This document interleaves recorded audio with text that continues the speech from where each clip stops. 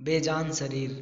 एक हफ्ते पहले ही कृतिका के पति का ट्रांसफर नए शहर में हुआ था। ऑफिस के करीब ही किराए का मकान लेकर दोनों रहने लगे थे। एक शाम को बाजार से वापस लौटने पर मकान के गेट पर बैठे मकान के बूढ़े चौकीदार सोहन ने कृतिका से कहा कि मैडम, आज शाम को मेरे लिए भी 2 रोटियां बना दीजिएगा। सुनकर कृतिका ने मुस्कुराते हुए कहा कि ठीक है, बना दूंगी। उसी मकान में रहने वाले पड़ोसियों किराएदारों से मालूम हुआ कि सोहन पास के ही एक गांव का रहने वाला था, लेकिन कई साल पहले ही अविवाहित सोहन को मृतक दिखाकर उसके भाइयों ने उसकी जमीन जायदाद हड़प लिया था और सीधा सच्चा बेबस सोहन गरीबी के कारण अपने हक के लिए लड़ाई भी नहीं लड़ सका था। इसलिए मजबूरी में शहर के एक बड़े बिजनेसमैन के इस मकान के चौकीदार के साथ फुल टाइम नौकर की हैसियत से काम करके जीवन यापन कर रहा था। सोहन की मजबूरी का फ़ायदा उठाकर उसका मालिक भी 20 रुपये रोजाना और एक टाइम का खाना ही उसे देता था। बेबस बेसहारा बूढ़ा सोहन चुपचाप अपने काम को ईमानदारी से करता रहा, लेकिन जब सुबह मालिक के घर से आए खाने को ही बचाकर शाम को भी खाना पड़ता तो कभी कभी बासी खाने को देखकर उसका मन खाने के लिए मना कर देता था। ऐसे में उसकी इच्छा होती कि उसे गर्म ताज़ी रोटियां मिल जाएं तो पेट भर जाए। सोहन कभी तो संकोच कर जाता, मगर जब दिल नहीं मानता तो मकान में रहने वाले किराएदारों से ही ताज़ा खाना मांग कर खा लिया करता था। कभी यूं ही पानी पीकर रात भर जाग कर रखवाली किया करता था। शाम को जब कृतिका गर्म रोटियों के साथ सब्जी लेकर सोहन को देने आई तो सोहन के चेहरे पर खुशी झलक रही थी। वो भाव विभोर होकर कृतिका को ढेर सारों आशीर्वाद देने लगा। कृतिका ने सोहन के बारे में पड़ोसियों से मिली सभी जानकारी बताई तो उसके पति को भी सोहन पर बहुत तरस आया। इसी तरह धीरे धीरे 1 साल बीत गए थे, लेकिन आए दिन कृतिका के मन में सोहन को न्याय दिलाने, उसका हक उसे वापस दिलाकर जिल्लत की जिंदगी से दूर खुशहाल जीवन के लिए भावना उमड़ती उमड़ती रहती थी। एक दिन कृतिका के पति को ऑफिस के काम से दूसरे शहर जाना पड़ा तो कृतिका घर में अकेली ही थी।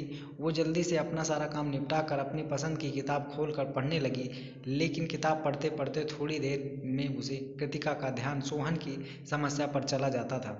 ऐसे में कृतिका ने किताब बंद करके एक तरफ रख दिया और सोहन की मजबूरी का फ़ायदा उठाकर उसके मालिक द्वारा की जाने वाली जायदादी और सोहन के परिवार वालों की रिहाई के बारे में सोचने लगी थी।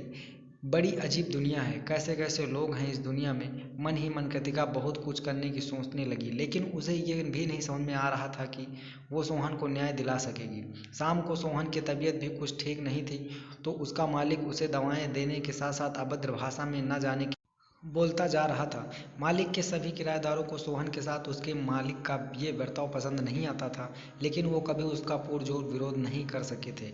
जैसे जैसे रात गहरती चली गई वैसे वैसे सन्नाटा भी गूंजने लगा था और उस सन्नाटे के बीच बीच में सोहन के कराहने की हल्की आवाज़ भी गूंज रही थी। बाकी किराएदारों की तरह कृतिका भी सोहन का हालचाल पूछकर अपने रूम में जाकर दरवाजे को लॉक करके बिस्तर पर लेट गई। थोड़ी देर बाद सोहन के कराहने की आवाज़ भी आना बंद हो गई थी। शायद दवाओं के असर से उसे नींद आ गई थी। कृतिका हल्की नींद में ही थी, तभी दरवाजे पर किसी के आवाज़ देकर बुलाया।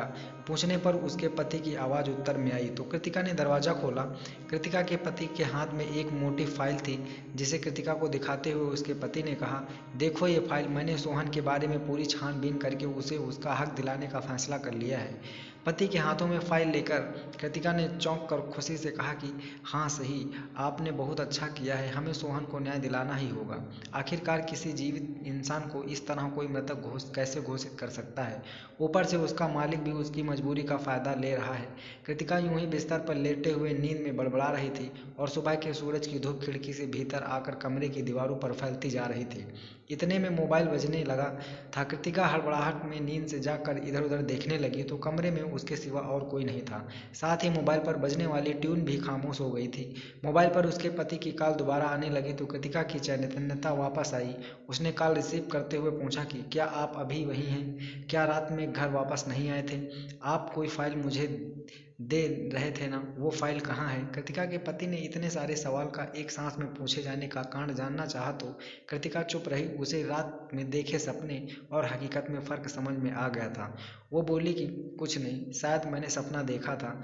आप तो आज वापस आओगे ना? कृतिका ने अपने देखे सपने के बारे में विस्तार से बताया तो उसके पति ने उसे ज़्यादा ना सोचने और अपना ख्याल रखने की बात कहकर बात खत्म की। कृतिका फ्रेश होने के लिए बाथरूम की तरफ जा रही थी कि नीचे से कुछ आवाज़ें सुनकर बालकनी से देखने लगी तो मालूम हुआ कि रात में सोहन सोने के बाद नींद से जागा ही नहीं, वो अब इस दुनिया से विदा होकर अंतिम यात्रा पर जा चुका था।